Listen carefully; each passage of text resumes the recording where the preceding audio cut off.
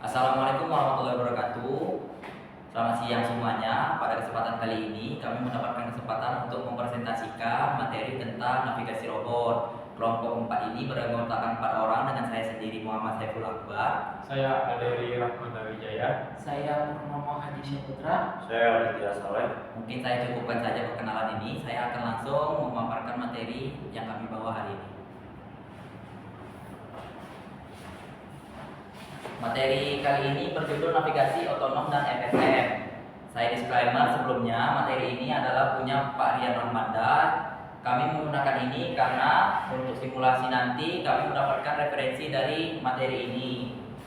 Nah, sistem navigasi robot ini pengambilannya sudah tingkat lanjut. Selanjutnya, 3 pilar fundamental navigasi. Agar robot bisa bergerak mandiri, yaitu harus mampu menjawab 3 pertanyaan intinya. Yang pertama, di mana letaknya, kemana tujuannya, dan cara bagaimana dia sampai ke sana. Selanjutnya, di bagian komponen utama sistem navigasi ini terbagi menjadi 3. Yang pertama itu persepsi, pengumpulan data dari lingkungan menggunakan sensor eksternal seperti kamera, lidar, ultrasonik, dan sensor internalnya itu odometri. Selanjutnya yaitu SLAM atau Simulation, Location, and Mapping. Nah, ini membangun peta dan lingkungan baru sembari melacak posisi robot di dalamnya. Dan yang terakhir itu kontrol dan kognisi, merencanakan rute dari koordinat awal menuju target. Nah, selanjutnya yaitu hierarki path planning. Perencanaan globalnya itu beroperasi pada skala makro dengan asumsi peta lingkungan sepenuhnya diketahui statis. Menghitung rute terpendek absolut dari titik A ke titik B dilakukan sekali sebelum robot mulai bergerak, dan contoh algoritmanya itu ada 2 di sini, Dijkstra dan Astar. Nah, contoh algoritmanya inilah yang akan kami simulasikan nantinya, yaitu perencanaan lokalnya beroperasinya secara real time untuk menghindari halangan dinamis yang tidak ada pada peta global. Mengandalkan data sensor langsung, misalnya lidar, terus menyesuaikan kecepatan dan sudut rotasi sejenak. Contoh algoritmanya itu DWE atau Artificial Potential Phase. Selanjutnya, ini tentang pemahaman algoritma Dijkstra. Pencarian pathfinding klasik yang memindai rute terpendek secara merata. Nah, algoritma ini mengekspansi pencarian ke segala arah secara sistematis. Dijamin menemukan rute matematis terpendek jika rute tersebut tereksis. Nah, kekurangannya itu pada bagian sangat menguras memori dan CPU karena tidak tahu letak titik tujuan secara relatif. Untuk algoritma Astar ini, dia itu lebih berkembang atau lebih berevolusi dari Dijkstra karena menggunakan kompas prediksi bernama heuristik untuk menebak jarak menuju target seperti Manhattan Distance. Karena mengutamakan eksplorasi ke arah tujuan, ia jauh lebih cepat dan hemat daya komputasi. Nah, di bawah ini ada rumusnya, yaitu F kali N sama dengan G kali N ditambah H kali N. Untuk keterangannya itu, F kali N itu adalah total biayanya, G kali N itu adalah biaya langkah aktualnya, dan H kali N itu estimasi heuristiknya. Nah, ini perbandingan beban komputasi, persentase area yang harus dievaluasi sebelum menemukan rute. Kalau pakai Dijkstra itu hampir 100% area itu tereksplorasi, sedangkan yang Astar itu hanya 1/4 areanya saja. Astar itu lebih menghemat waktu dan beban prosesor hingga 70% dibandingkan Dijkstra, menjadikan standar ideal untuk robot yang bergantung pada baterai. Ini adalah finite state machine atau FSM. Konsep dasar FSM itu seperti otak pengambil keputusan logis, terdiri dari komponen kuncinya yaitu state, kondisi saat ini, hanya aktif satu pada satu waktu.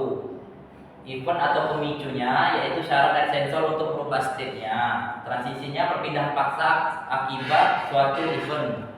Nah, mengapa menggunakan FSM? Sistem navigasi tanpa manajemen logika itu akan kacau saat menghadapi anomali jalan atau tembok. Nah, terstruktur, yaitu kalau pakai FSM memecah perilaku kompleks. Setelah itu predictable, robot tidak akan mengambil aksi di luar step-nya. Dan yang terakhirnya itu debugnya mudah melacak kegagalan transisi. Nah, ini ada beberapa matriks transisi logika. Contohnya itu state saat ini misalnya idle. Nah, pemicunya itu terima koordinat target. Aksi reaktifnya itu nanti mengkalkulasikan event, terus ditransisikan ke navigasi. Setelah itu misal state saat ininya navigating, leadernya nanti mendeteksi objek yang kurang dari 1 meter.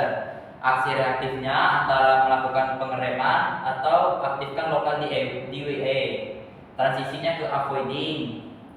Nah, saat state-nya di avoiding, pemicunya halangannya sudah lewat.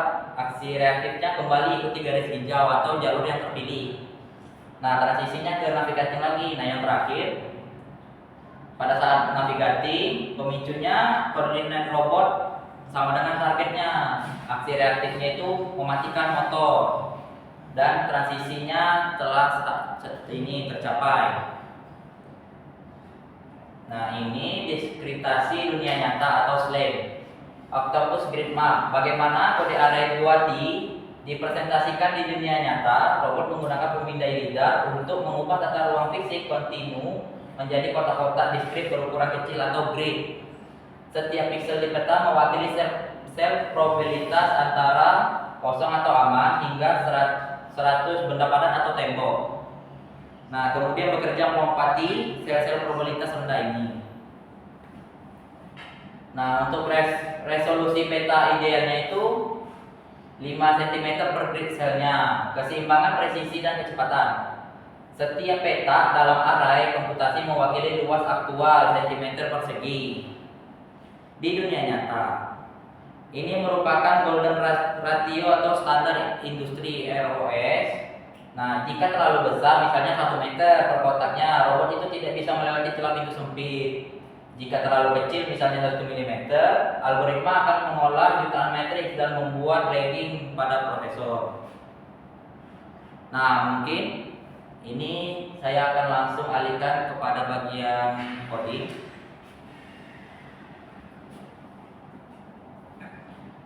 Nah, coding ini dibuat untuk mensimulasikan algoritma Dijkstra dan Astar. Nah, nanti akan dijelaskan oleh rekan-rekan saya.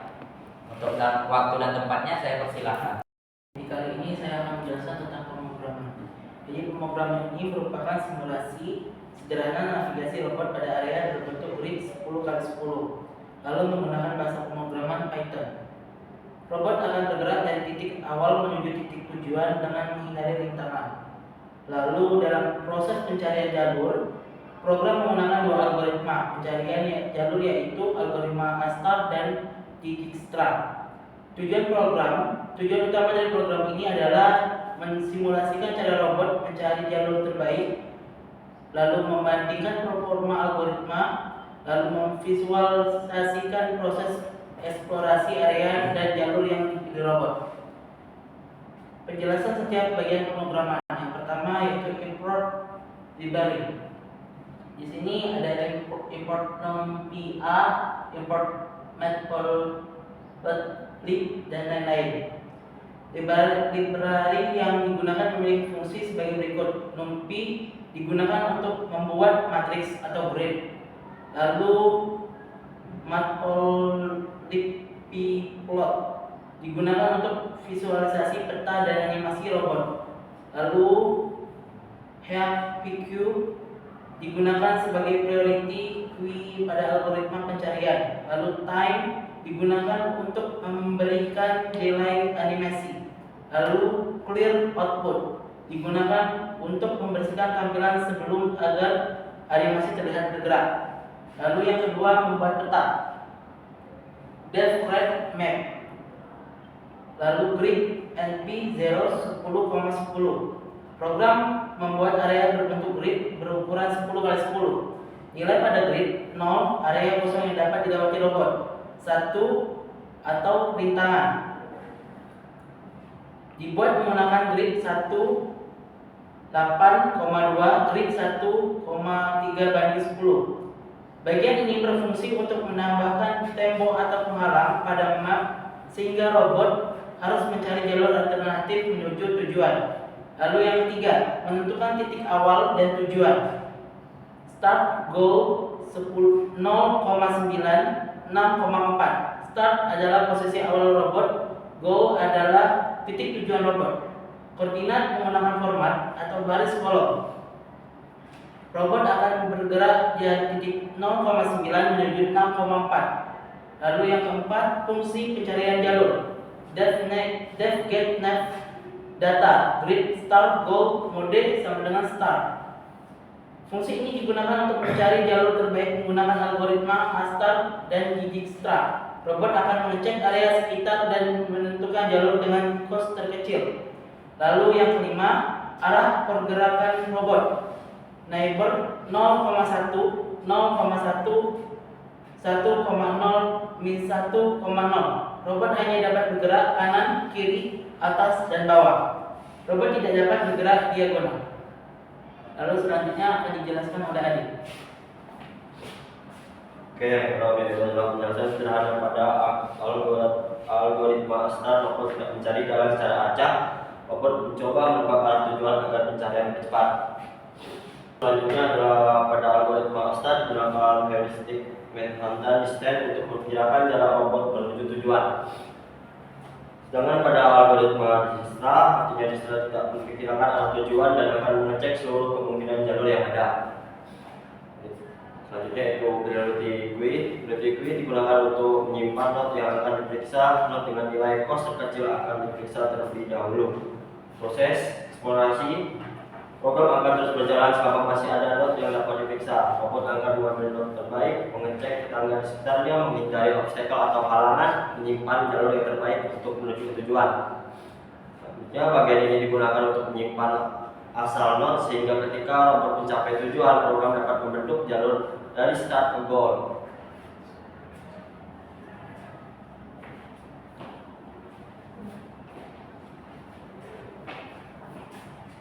Oke, selanjutnya saya akan melanjutkan yang Aditya jelaskan tadi, yaitu nomor yang ke-10. Yang ke-10 yaitu dengan kode run underscore physical underscore sim, buka kurung grid, page, explore, and name, tutup kurung. Fungsi ini digunakan untuk menampilkan simulasi pergerakan robot secara visual. Warna yang digunakan ialah hitam untuk obstacle, biru untuk area eksplorasi, hijau jalur terbaik, merah posisi robot, dan X hitam untuk titik tujuan. Yang ke-11 adalah status robot. Robot ini memiliki beberapa status. Yang pertama adalah idle. Robot yang exploring yaitu robot sedang mencari jalur. Yang ketiga navigating, robot bergerak mengikuti jalur. Terus yang terakhir adalah arrive. Robot telah sampai tujuan. Dan yang terakhir adalah yang ke-12, perbedaan Astar dan Dijkstra. Algoritma kecepatan Astar, cara kerjanya yaitu menggunakan heuristik untuk memperkirakan arah tujuan lebih cepat, dan untuk Dijkstra adalah untuk mengecek semua kemungkinan jalur. Mana yang lebih baik, yaitu Astar, yaitu lebih efisien karena hanya fokus menuju area yang mendekati tujuan. Nah, setelah rekan saya menjelaskan tentang codingan ini, saya langsung beralih ke simulasinya. Nah, di sini udah ada dua pilihan mau pakai algoritma Astar atau Dijkstra. Untuk pertama kali ini saya pakai algoritma Astar. Sesuai dengan yang dijelaskan tadi, lingkaran merah itu adalah robot, kotak yang berwarna hitam itu diibaratkan sebagai tembok. Ya, terus area yang warna biru adalah area yang dieksplorasi, sedangkan area yang berwarna hijau itu sebagai jalur yang terpilih.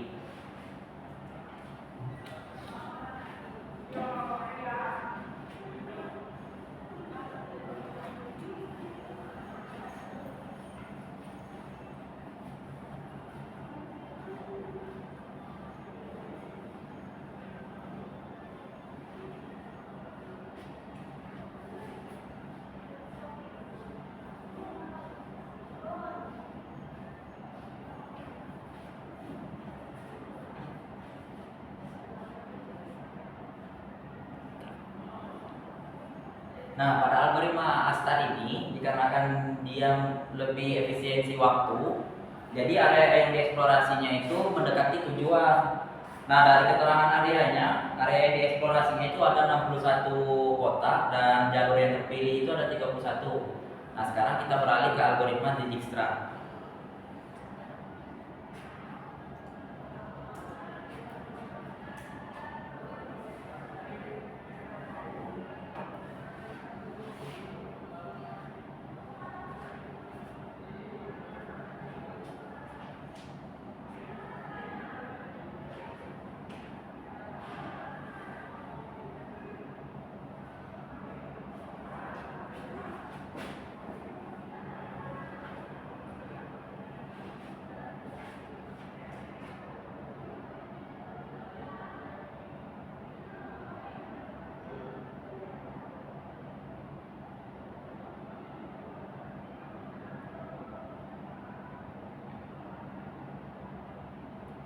Nah, perbedaan antara algoritma Astra dan Dijkstra kita bisa lihat area yang dieksplorasi oleh Dijkstra itu bukan hampir tapi malah keseluruhan areanya, karena algoritma Dijkstra ini dia itu buta arah, beda dengan algoritma Astra. Nah, untuk area yang dieksplorasinya yaitu 80 kotak dan jalur yang terpilih juga sama 31 kotak. Nah, mungkin sekian yang kami bisa sampaikan. Saya ucapkan terima kasih. Assalamualaikum warahmatullahi wabarakatuh.